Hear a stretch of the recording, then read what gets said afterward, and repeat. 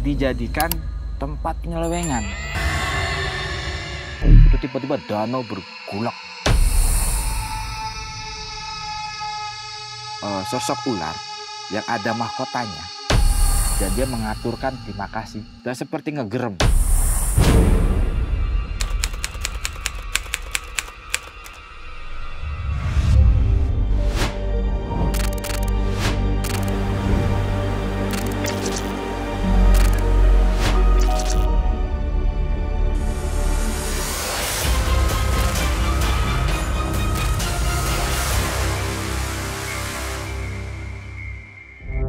Banyak makam keramat yang dijadikan orang untuk mencari pesugihan.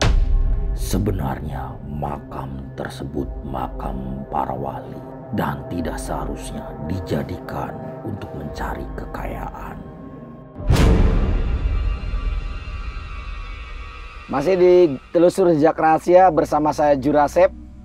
Jangan lupa like, komen, dan subscribe. Lalu tekan tombol loncengnya.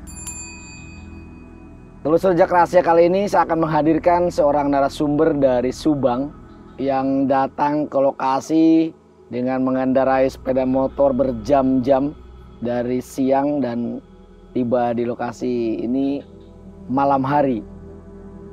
Dia adalah seorang aktivis di komunitas Ngalap Berkah yang di hari-harinya keluar masuk pergi ke tempat lokasi-lokasi ziarah. Siapa dia? Inilah Kang Aceng. Assalamualaikum Kang Aceng. Waalaikumsalam. Kuma sehat Kang? Alhamdulillah. Udah lama gak ketemu. Damai ya? Alhamdulillah. Siap. Kang Aceng, Ya siap. apa sih di komunitas yang Aceng sering lakukan? Yang paling pokok itu Kang adalah kita tuh harus menyadari bahwasanya adanya kita memeluk Islam, pasti ada pendahulu kita yang menyebarkan Islam di daerah itu. Dan kebanyakan penyebar-penyebar ajaran agama Islam itu ada yang tercatat dan ada yang nggak tercatat kan. Nah, kalau yang tercatat mungkin orang-orang sudah paham dan mereka menziarahi dengan lazim, tawasul. Nah, yang tidak tercatat ini kebanyakan ternyata makam-makam para kita anggap wali lah. Itu kebanyakan dijadikan tempat penyelewengan. Nah, itulah yang melatar belakangi kita dari komunitas Ngalap Berkah. Yuk kita bareng-bareng menziarahi sebagai menghormati leluhur kita yang sudah menyebarkan ajaran agama Islam. Dan yang paling penting adalah kita melestarikan bagi kita sebagai warga Nahdliyin adalah tawasul, tahlil, dan lain-lain. Nah, berziarah yang paling jauh kemana yang Kang Aceng lakukan? Ziarah sampai Madura, sampai Sumeneb, Bangkalan, terutama Bangkalan juga, Jawa Timur, Jawa Tengah. Namun saat ini kita sedang fokus di wilayah Subang. Ternyata di Subang itu yang tercatat saja ada 30 penyebar ajaran Islam. Yang tidak tercatat banyak. Dan ternyata yang tidak tercatat itu sekarang sudah dijadikan hal-hal yang negatif. Ada salah satu makam wali Kang di daerah Dauan lah saya mau bilang. Dia itu adalah penyebar ajaran Islam pada zaman eranya Eyang Govarana. Mungkin Akang udah tahu. Di Segalaherang. Di Segalaherang, Nangka Berit. Itu salah satu Murijo itu ada yang dimakamkan di daerah Dauan sana. Karena masyarakat tidak tahu. Dan itu disebut masyarakat bisa katakan makam X lah. Ternyata di situ dijadikan tempat pemujaan. Itu yang kita miris. Nah, atas dasar itulah kita dari tim Ngalap Berkah itu ingin meluruskan kembali sejarah. Penyelewengan sangat banyak kan. Ada yang tempat pemujaan, ada yang tempat yang paling parah ini, yang sekarang lagi marak ini tempat nyari togel malah kan.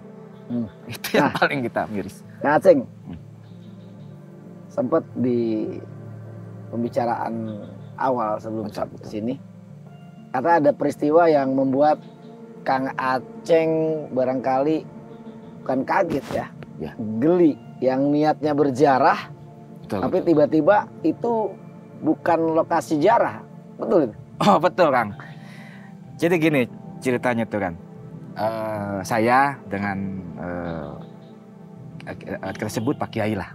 Dan teman itu kita 4 orang mengendarai mobil, dan bukan sombong, mobilnya mobil baru kebetulan tuh. Mobil baru itu asli. Pas begitu kita melewati satu daerah, tiba-tiba mobil mogok. Nggak jalan, nggak di starter, nggak hidup. Akhirnya menurut temen yang bisa menerawang, ada yang perlu didatengin katanya. Akhirnya kita dorong mobil sekuat tenaga sampai ke sebuah warung. Ternyata ibu warung itu sudah paham yang datang ke situ mau apa. Itu Pak katanya, tempatnya di bawah. Hanya kita datanglah ke bawah, itu jam 12 malam. Saat kita ke bawah, ternyata itu ada sebuah situ. Danau lah, danau kecil lah, nggak terlalu besar lah. Dan akhirnya karena komunitas kita ngelap berkah adalah tawasul, tahlil dan lain sebagainya. Kita mulai, pas begitu kita pas bagian la ilaha illallah, itu tiba-tiba danau bergulak. Muter. Kang Aceh ada di situ? Ada di situ. Dan semua orang menyaksikan. Ada 4 orang itu menyaksikan semua. Gulak. Seperti dubek-ubek lah gitu. Ya, menurut teman seperti ular besar gitu kan. Dan seperti teman juga sama lah gitu. Singkat cerita, sudahlah kita langsung doa, akhir doa kita naik ke atas. Yang lucu itu, ibu warung bilang, Kang, sudah ditemui sama Nyi Ratu katanya. Nyi Ratu siapa katanya? Yang datang ke sini kan untuk perjanjian. Perjanjian apa? Kita kaget, makin kaget lah kita. Perjanjian untuk mencari ya barang itulah, usaha itulah. Dia bilang, kita nggak ngeh juga. Akhirnya orang si tukang warung itu ngomong, ini kan tempat pesugihan Bang. Astagfirullahaladzim, kita kaget cuma. Dan itu benar-benar sampai begitu kita di mobil pun, ya dengan kita hanya berserah diri kepada Allah, kita segala sesuatu itu kita kembalikan kepada Allah. La haula wala quwata illa billahil azim. Bismillah, mobil itu nyala lagi. Dan di perjalanan teman saya tertidur. Dan di dalam perjalanan itu mimpi didatengin sosok ular yang ada mahkotanya. Dan dia mengaturkan terima kasih. Seumur-umur baru ada yang mendoakan. Gitu dong Kang. Itu asli Kang. Merinding ya. Merinding Kang. Saya juga. Terus yang kedua lagi Kang. Ada di salah satu daerah di Subang juga. Kita dapat kabar dari penduduk lokal lah, penduduk sekitar di daerah Subang juga. Subangnya Subang bagian tengah. Itu ada satu makam.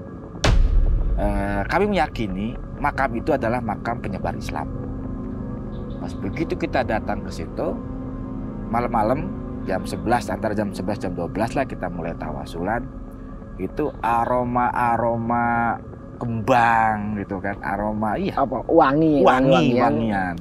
Tapi setelah itu aroma mohon maaf kalau tidak nyaman, bangkai juga tuh berubah dari aroma wangi menjadi bangkai. Dari bangkai ke wangi, seperti 2 energi yang sedang bertarung di situ. Kita tetap fokus tahlilan karena pada dasarnya niat kita adalah meluruskan sejarah gitu kan, meluruskan niat kita untuk melestarikan siapa sih yang izinkan. Begitu kita selesai, itu di depan makam itu kan biasanya makam-makam yang tua itu ada pohon besar. Itu antara kita semua lihat semua, bahkan waktu di tempat itu kita banyak kan, ada sekitar 8-9 orang. Itu sosok hitam yang berdiri, tapi dia kayak takut kayak gini nah. Di pohon itu. Dia kayak mau menghindar. Kayak menghindar gitu kan. Atau dia mengumpat ya. Setelah itu aroma kayak bau kebakar, kayak daging apa sih Bang? Bau kebakar asap gitulah. Bau tutung istilah orang Sunda mah ya. Dan kita pulang sama motor, pulang dari situ sama kayak gitu kan, sampai rumah malah. Gitu kan. Bau itu kan. Akhirnya ya kita hari kedua kita datang lagi siang-siang, kita tawasulan lagi, Dan akhirnya temen yang diikuti itu konon katanya diikuti lah. Ya alhamdulillah nggak ada lagi.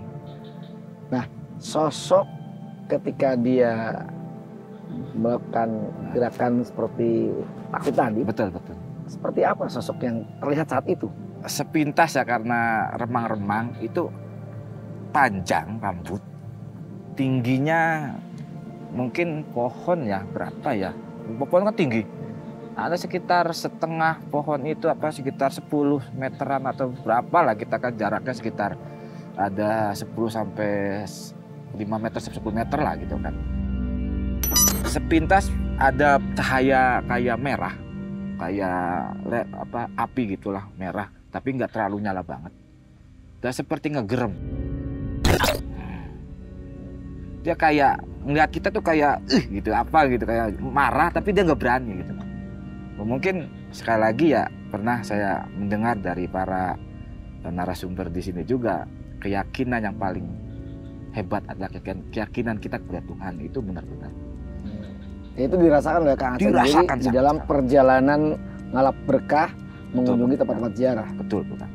Walaupun sosok itu seram, muncul, menyeramkan, tetapi tidak bisa menyentuh kita ketika kita dekat dan ingat dengan Tuhan kita, Allah Subhanahu wa Ta'ala.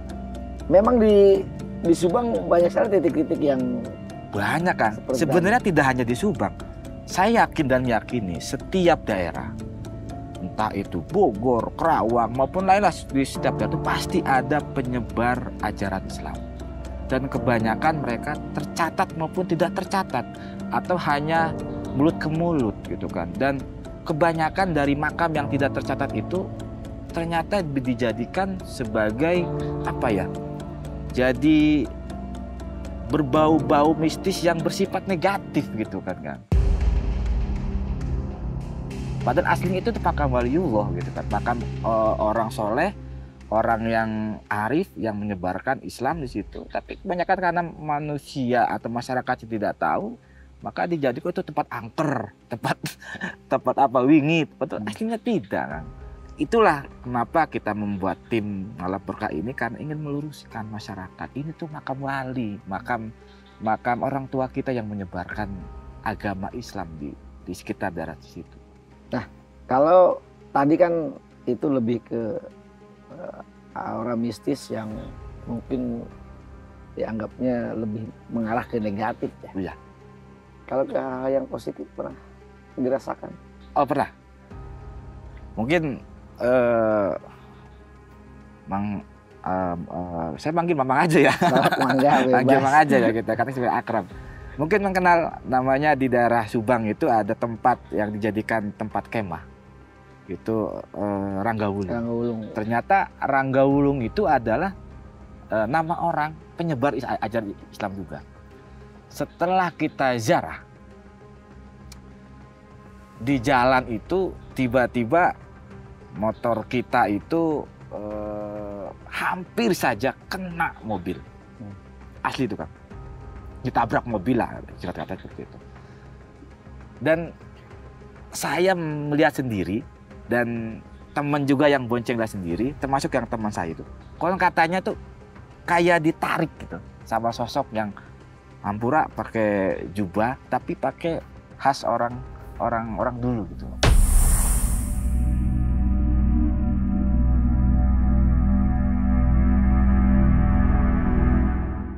Ikat-ikatnya gitu kan.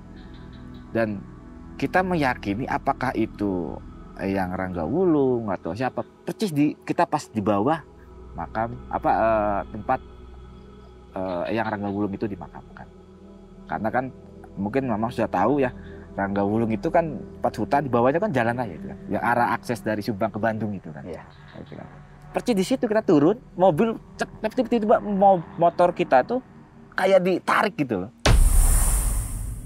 Padahal kita udah rem gitu kan. Dan kayak sosok di belakang itu, kata teman tuh kayak ada orang narik, pakainya pakai putih semua, kayak bapak-bapak tapi tua gitu kan. Dan kita meyakini bahwasanya orang-orang soleh itu akan selalu ada. Dan kita meyakini bahwasanya orang-orang soleh itu konon katanya menyebarkan Islam itu, santrinya itu tidak hanya manusia, Tapi mereka tuh zaman dulu santrinya tuh bahkan bangsa jin-jin pun ada. Untuk Kang Aceng, Ya. ada nggak pesan yang ingin disampaikan kepada masyarakat Betul. yang sering berkunjung ke tempat-tempat pesugihan yang dia berharap kaya dengan cepat, dengan instan. Ya. Tapi sebenarnya tempat itu kalau kita telusuri seperti tempat yang mulia itu. Betul. Tapi salah kaprah. Ada pesan yang mau disampaikan ke mereka? Ya. Hidup itu sudah digariskan sama Tuhan Yang Maha Esa, Allah Subhanahu Wa Taala. Kaya, miskin, belangsak, seneng, gitu kan kata itu kan. Namun berusahalah dengan cara yang benar. Ingatlah bahwasanya tempat-tempat orang tua kita adalah tempat-tempat yang bagus. Dan tetap sekali lagi hormatilah tempat-tempat itu, jangan dijadikan itu sebagai tempat ngeri Kang, bener. Asli tempat mulia, kenapa dijadikan seperti itu. Dan satu penting adalah kekuatan iman kepada Allah yang Maha Kuasa adalah yang paling penting. Intinya kalau mau kaya ya bekerja. Ya kan?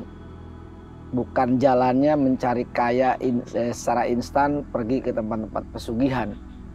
Tidak ada itu kemampuan mereka untuk membuat atau membuktikan atau mewujudkan cita-cita kita. Betul. Yang ada malah membelokkan iman kita. Betul. Sehingga kita menjadi lupa terhadap Tuhan Yang Maha Esa, terhadap Allah Subhanahu Wa Taala. Dan mereka senang kalau kita melakukan itu ya. Sangat senang. Seolah-olah kita sudah putus iman, mereka senang banget. Nah itu auzubillahi min dzalik. Tiba-tiba banyak uang berlimpah, tapi di dalamnya sebenarnya ada perjanjian busuk antara kita dengan jin tadi supaya kita putus hubungan dengan Tuhan Yang Maha Esa, dengan Gusti Allah. Ini kan sebenarnya tujuannya sama ke tempat, tetapi si A dia berdoa dengan cara yang benar, si B dia berdoanya lain gitu. Bagaimana menurut Kang Aceng? Jadi gini, Kang, kita mendatangi wali manapun, wali apa kayak, kita jangan mendoa ke walinya, kita jangan minta ke walinya, minta tetap ke Allah. Wali itu adalah orang soleh. Kita hanya mengharapkan karomah, kata orang Jawa bilang karomah lah. Dan tetap kita minta ke Allah, jangan ke walinya. Dan kebanyakan yang salah itu adalah bangsa kita minta ke kuburannya. Bah, saya minta kaya, itu kan bah, saya minta kedudukan, bah, saya minta ini. Itu kan yang salah. Tapi berdoalah yang benar. Ya Allah, di depan hambamu yang soleh ini, di depan hambamu yang mulia ini, ya Allah, berikanlah hamba kekuatan dalam menghadapi hidup ini supaya hamba pengen kaya, pengen apa. Itu yang benar. Jangan, bah, saya pengen kaya, bah, saya pengen rumah bagus. Kalau dijawab, bah, saya juga di kebun awi, sedang di kebun bambu gitu kan ya. Kan itu kan enggak, secara rasional kan seperti itu gitu kan. Yang salah itu kita kebanyakan meminta kepada objeknya, kepada kuburannya, itu yang salah gitu kan. Nggak khawatir atau nggak takut Kang Aceng sendiri terpengaruh oleh orang-orang yang berdoa dengan cara yang salah? Enggak. Bahkan kita sering sekali ketika kita datang ke satu tempat, di situ ada orang yang semedi, asli, pakai dunyun sewu, pakai dupa sambil bawa apa keris di depan gitu kok sambil. Saya tanya, Kang doa apa? Saya pengen nomor. Bahkan yang lucu lagi di satu makam guru kita penyebar ajaran Islam itu dijadikan tempat nyari nomor togel gitu kan. Setiap pohonnya itu si kulitnya tuh ngelupas.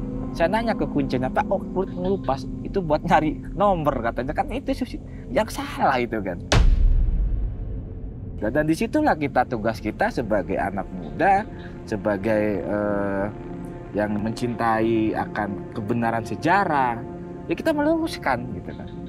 Ini tuh kurang benar loh Pak. Tantangannya luar biasa kan. Ada yang langsung diusir, kita pernah diusir. Di mana itu? Ya adalah satu tempat. Gimana ceritanya Pak? Kita datang ke situ dan ada tempat itu ya konon katanya itu bukan yang dimakamkan, itu bukan dari orang Islam. Dan itu tempat orang biasanya nih sinden, penyanyi, yang hal-hal yang apa, yang keduniawian lah, menarik lah. Kita datang ke situ tawasul, itu kita dicegah.